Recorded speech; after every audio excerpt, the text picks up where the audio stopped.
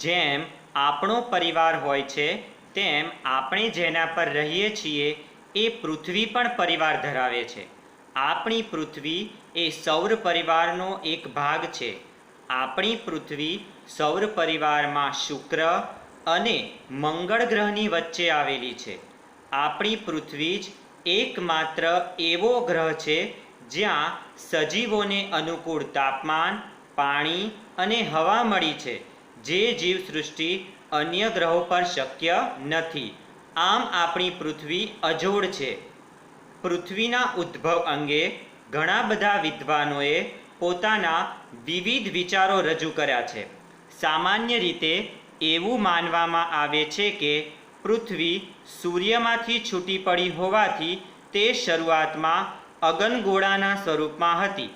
આ અગનગોળો ધીરે ધીરે ઠંડો પડતા જુદા જુદા તત્વોનું ક્રમશઃ પ્રવાહી અને ઘન સ્વરૂપમાં રૂપાંતર થયું.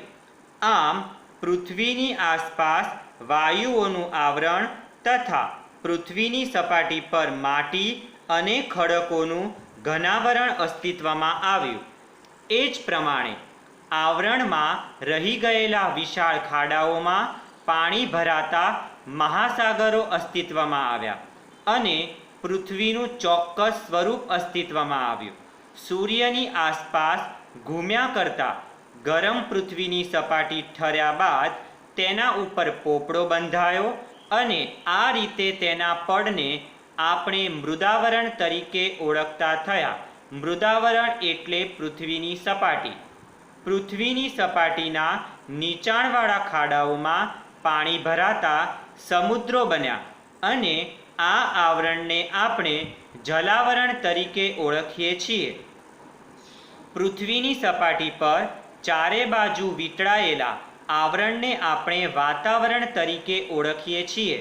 આવી રીતે પૃથ્વી પર જીવસૃષ્ટિ વિકાસ પામી અને સજીવ સૃષ્ટિના આ આવરણને જીવાવરણ તરીકે ઓળખવામાં આવે છે. હવે આપણે મૃદાવરણની માહિતીને ચિત્ર પ્રમાણે ફરીથી સમજવાનો પ્રયત્ન કરીએ. પૃથ્વી પર રહેતા સજીવોને માટે જેમ અનુકૂળ તાપમાન, હવા અને પાણી જરૂરી છે, એ જ રીતે મૃદાવરણ, જલાવરણ, જીવાવરણ અને વાતાવરણ આ ચાર આવરણો પણ અગત્યના છે. અહીં આપણે મૃદાવરણ શું છે, તેની ઉપયોગિતા શું છે અને આપણે કઈ પ્રવૃત્તિઓથી તેને દૂષિત કરીએ છીએ તે વિશે ચિત્ર વડે જાણીશું. મૃદ એટલે માટી. પૃથ્વીનો ઉપરનો પોપડો માટી અને ખડકો જેવા ઘન પદાર્થોનો બનેલો હોવાથી તેના ઉપલા પડને મૃદાવરણ કહેવાય છે. તેને ઘનાવરણ કે શિલાવરણ પણ કહેવાય છે. આ પોપડો માટી અને ખડકોનો બનેલો હોવાથી તેની સપાટીથી જેમ જેમ ઊંડે જઈએ તેમ તેમ તાપમાનમાં વધારો થાય છે. આ પૃથ્વીના પેટાળમાં વધારે ગરમીને લીધે અંદરના ખડકો પણ પીગળી જઈને પ્રવાહી સ્વરૂપમાં ફેરવાઈ જાય છે, જેને આપણે મેગ્મા એટલે કે ભૂરસ તરીકે ઓળખીએ છીએ. મેગ્માની અંદર રહેલા વાયુઓ અને ખડકોનું દબાણ પણ એટલું વધારે હોય છે, જેથી ગરમી અને દબાણ જેવા વિરોધી બળો વચ્ચે સમતુલા જળવાઈ રહે છે. મૃદાવરણ પર પર્વતો, ઉચ્ચ પ્રદેશો, મેદાનો અને ખીણો જેવા ભૂમિ સ્વરૂપો વિકસ્યા છે.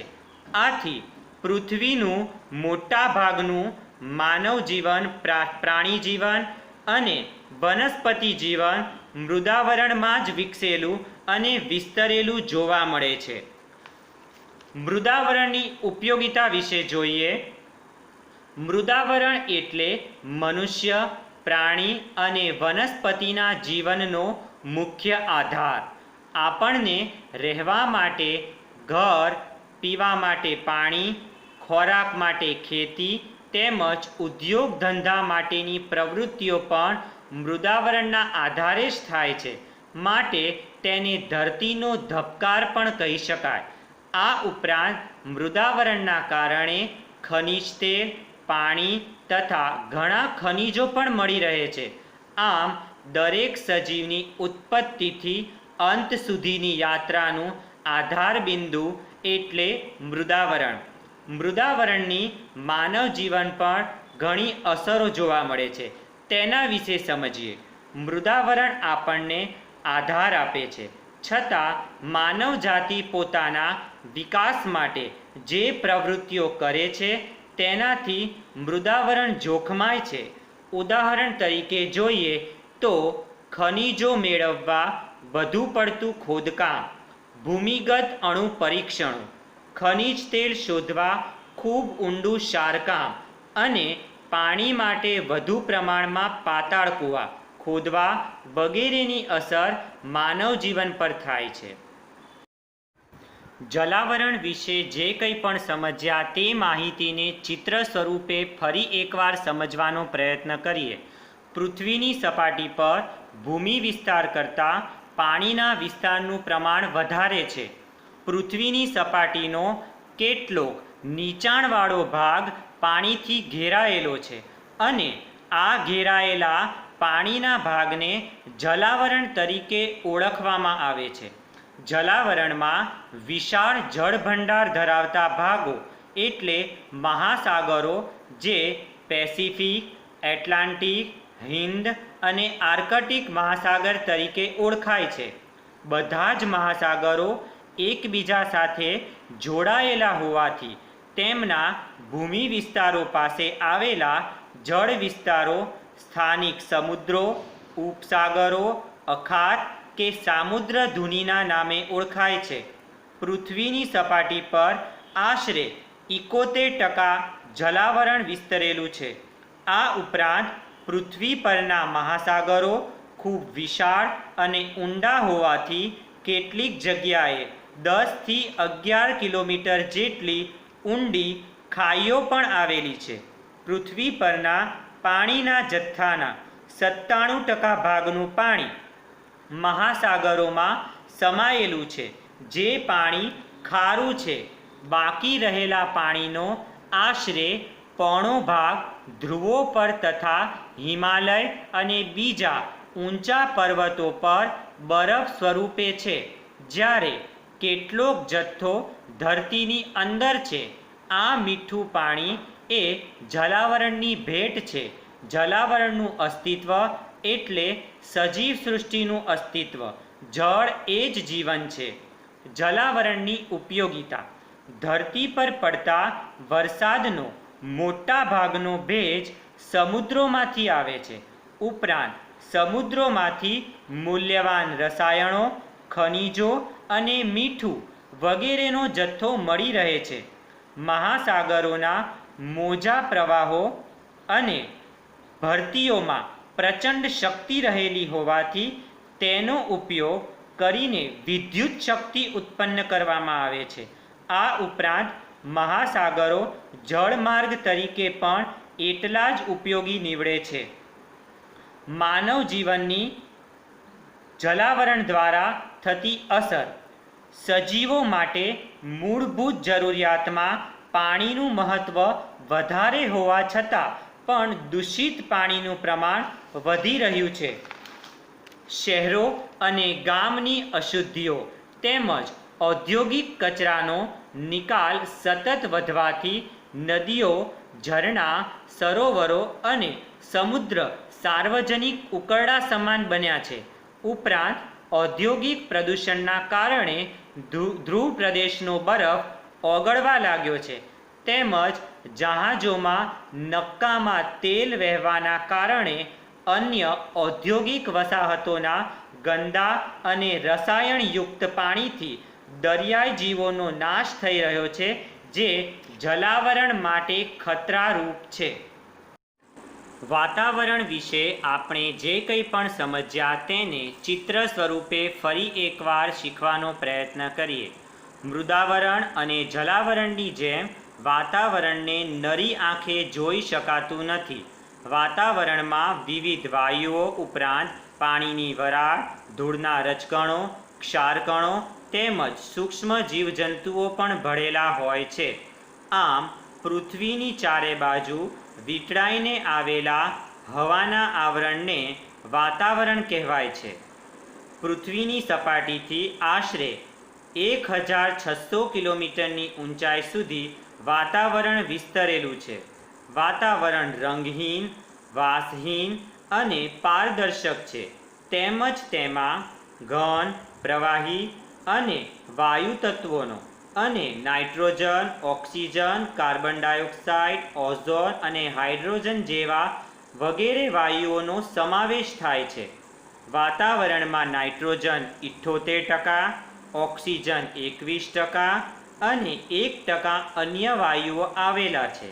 કાર્બન ડાયોક્સાઇડ વાયુ ભારે હોવાથી હવાના નીચલા થરમાં તે વધારે પ્રમાણમાં છે અને ઉપર જતાં ઓછો થતો જાય છે.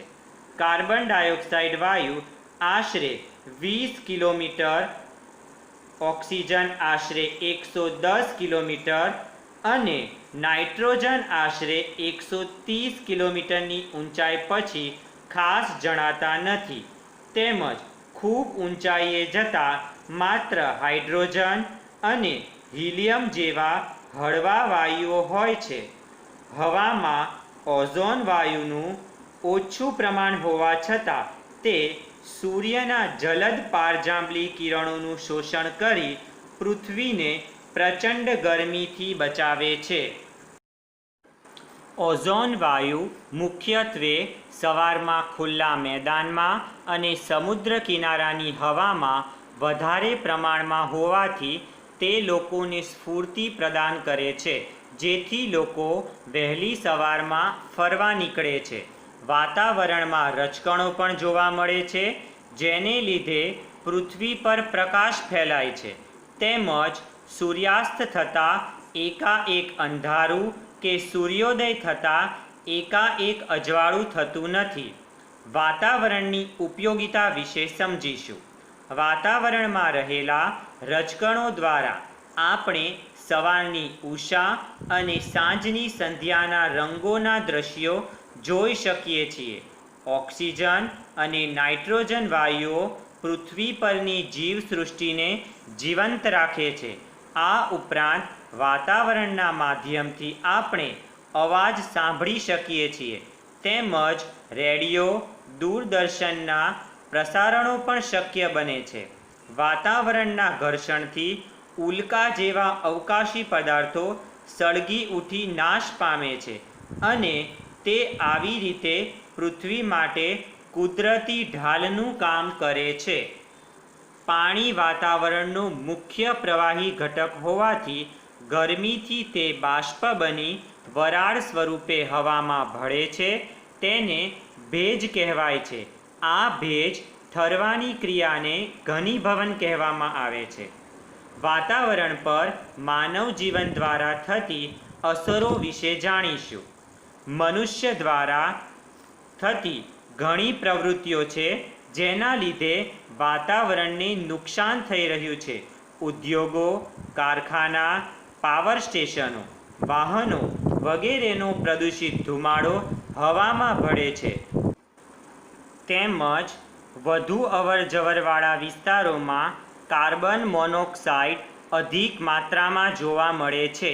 કાર્બન ડાયોક્સાઇડ વાયુ માનવ શરીરમાં વધુ ઉમેરાય તો તેનાથી માથાનો દુખાવો, ચક્કર આવવા વગેરે જેવી શારીરિક તકલીફો ઊભી થાય છે. જીવાવરણ વિશે આપણે જે કંઈ પણ માહિતી સમજ્યા તે માહિતીને ચિત્ર સ્વરૂપે ફરી એકવાર સમજવાનો પ્રયત્ન કરીએ. સૌર પરિવારમાં પૃથ્વી એક જ એવો ગ્રહ છે જેને જીવાવરણ છે. પૃથ્વીના મૃદાવરણ, જલાવરણ અને વાતાવરણના જે ભાગમાં સજીવ સૃષ્ટિ વ્યાપેલી છે તેને જીવાવરણ કહેવામાં આવે છે. પૃથ્વી પર જીવાવરણ એ સૌથી મહત્ત્વનું આવરણ ગણાય છે. જીવાવરણમાં અનેક પ્રકારની જીવસૃષ્ટિનો સમાવેશ થાય છે. આ જીવસૃષ્ટિમાં વનસ્પતિ, પ્રાણીઓ, જીવજંતુઓ અને માનવોનો સમાવેશ થાય છે. પૃથ્વીમાં રહેતા દરેક સજીવની જરૂરિયાતોની ચીજવસ્તુઓ જીવાવરણમાંથી જ પ્રાપ્ત થાય છે. આ ઉપરાંત જીવાવરણના સજીવો માનવ જગતને વિવિધતાપૂર્ણ ખોરાક અને કાચો માલ પૂરો પાડે છે. જીવાવરણને 2 વિભાગમાં વહેંચવામાં આવ્યું છે. પ્રથમ અજૈવિક વિભાગ, બીજો જૈવિક વિભાગ. અજૈવિક વિભાગમાં મૃદાવરણ, વાતાવરણ અને જલાવરણનો અભ્યાસ કરવામાં આવે છે. જૈવિક વિભાગમાં વનસ્પતિ, પ્રાણી અને સૂક્ષ્મ જીવાણુઓનો સમાવેશ થાય છે. જીવાવરણ પર માનવ જીવન દ્વારા થતી અસર વિશે સમજીશું. સામાન્ય રીતે જીવાવરણ સંતુલિત સ્થિતિમાં છે, પરંતુ માનવીય પ્રવૃત્તિઓ દ્વારા આ તંત્રને તોડવામાં આવે છે અને અનેક મુશ્કેલીઓ ઊભી કરવામાં આવે છે. પર્યાવરણના શોષણના ભોગે માનવી વિકાસ કરી રહ્યા છે, જેના કારણે કુદરતની પોષણ કડી જોખમાય છે. આવી સ્થિતિમાં માનવી અને પર્યાવરણ એમ બંને માટે નુકસાન ઊભું થાય છે.